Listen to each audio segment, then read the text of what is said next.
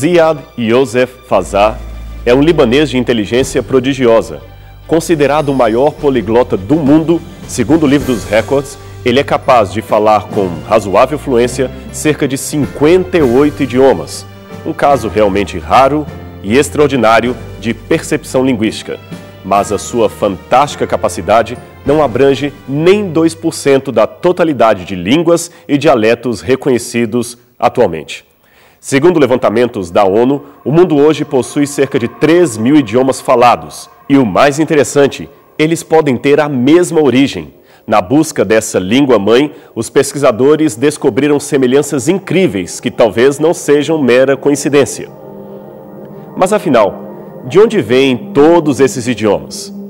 Recolhido a seus aposentos numa certa noite no final do século VII a.C., um dos últimos faraós do Egito refletia sobre as línguas que os homens falavam. Seu nome era Psamético I. Ele aqui aparece retratado numa antiga estátua volitiva da 26ª dinastia egípcia, hoje disposta para visitação no Museu do Louvre. Quem nos conta a sua história fascinante é o escritor e historiador grego Heródoto.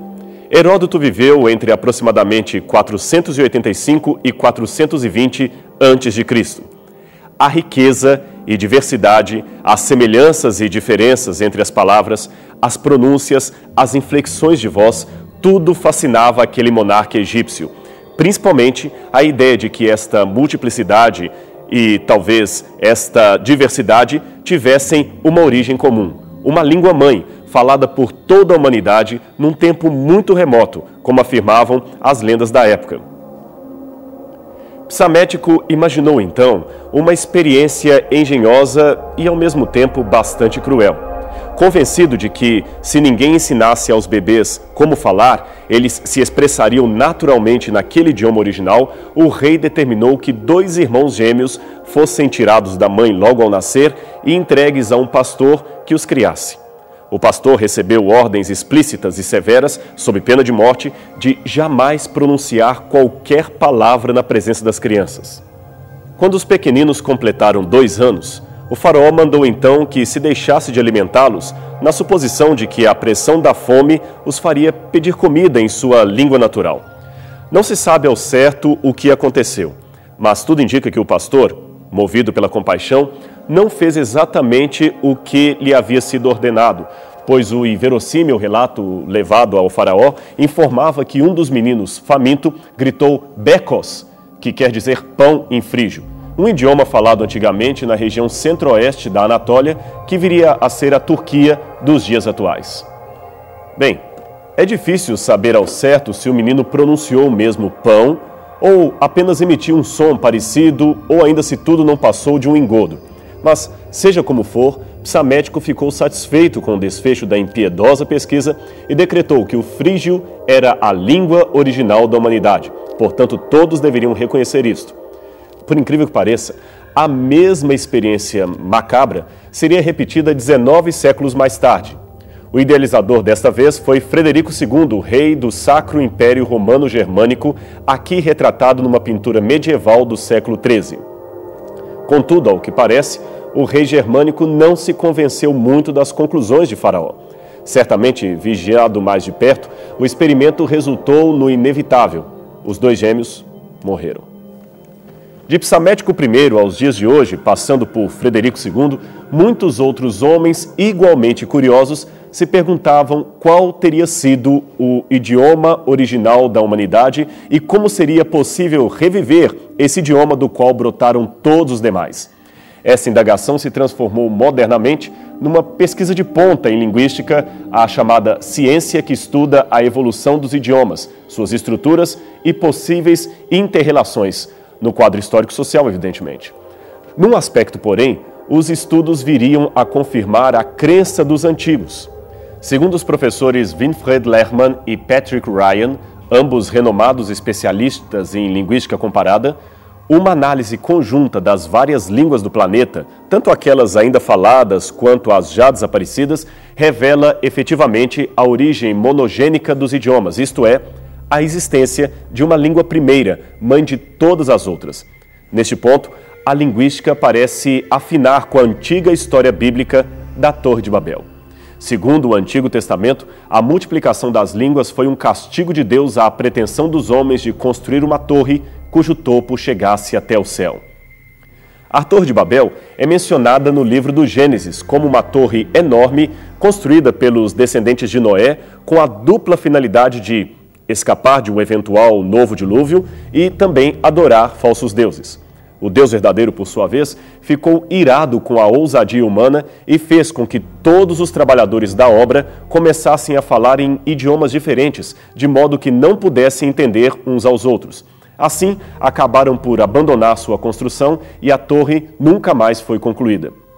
Foi esse episódio que, segundo a Bíblia, explica a origem de todos os idiomas da humanidade, ou pelo menos das raízes linguísticas que os originaram. É importante observar que não é somente a tradição bíblica que apresenta o relato de uma antiga língua humana associada à rebelião dos homens contra Deus, língua esta que se tornou múltipla, dividindo as nações. Antigas lendas chinesas contam que a divisão da língua original fez com que o universo se desviasse do caminho certo. Na mitologia persa, Ahriman, que é o espírito do mal, pulverizou a linguagem dos homens em 30 idiomas. E num dos livros sagrados dos maias, o chamado Popol Vuh, temos o seguinte lamento: aqui as línguas das tribos mudaram, sua fala ficou diferente. Nossa língua era uma quando partimos de Tulan. Aí esquecemos a nossa fala. Guilherme Stein Jr. foi um grande pesquisador brasileiro que no início do século XX iniciou uma profunda pesquisa sobre a origem comum dos idiomas. O que ele descobriu foi simplesmente fantástico. Ele percebeu que, juntamente com as semelhanças linguísticas, há também uma semelhança religiosa entre os povos, o que reforça a história bíblica de Adão e Eva como genitores de toda a humanidade. A argumentação do professor Stein Jr. desenvolveu-se dentro de uma metodologia linguística criada por ele mesmo. Seu ponto de vista fundamental era de que na Suméria, região onde ficava a Torre de Babel, nasceram as raízes de todos os idiomas e religiões do mundo inteiro. Vamos tomar, por exemplo, o nome Deus em português. Se retrocedêssemos no passado, descobriremos que esse nome pode ter sido o agrupamento de pouquíssimos grupos sonoros vindos de Babel. Por exemplo, os idiomas greco-latinos, como o português, dizem Deus, Die, Deus, Theos, Zeus.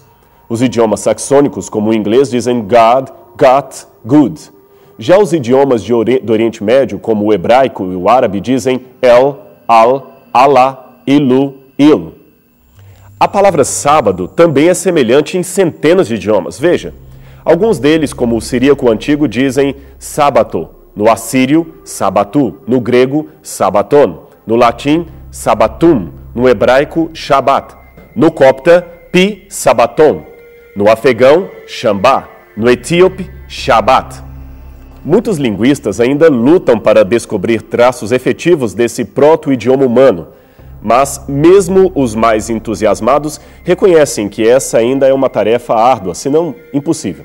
Contudo, somente o fato de encontrarmos indícios que apontem para um tempo primevo, onde os homens falavam um só idioma, já é um poderoso indício a favor da historicidade da Bíblia. Aliás, a história geral está repleta de evidências que não somente estabelecem o fato de um antigo idioma único, como também colocam o monoteísmo e não o politeísmo como a primeira forma de religião seguida no mundo. Em outras palavras, houve um tempo em que somente um único Deus era reverenciado pelos homens. Mas isso mudou com o passar dos anos e várias divindades começaram a ser cultuadas pelas cidades-estado que se formaram após o dilúvio e se espalharam por toda a Mesopotâmia. Cada clã tinha o seu deus local e muitas guerras tribais foram organizadas a partir da ideia de que estas representavam na terra as batalhas divinas travadas no céu. Foi esse politeísmo o responsável pelas primeiras distorções da tradição adâmica em meio aos povos sumerianos e também egípcios.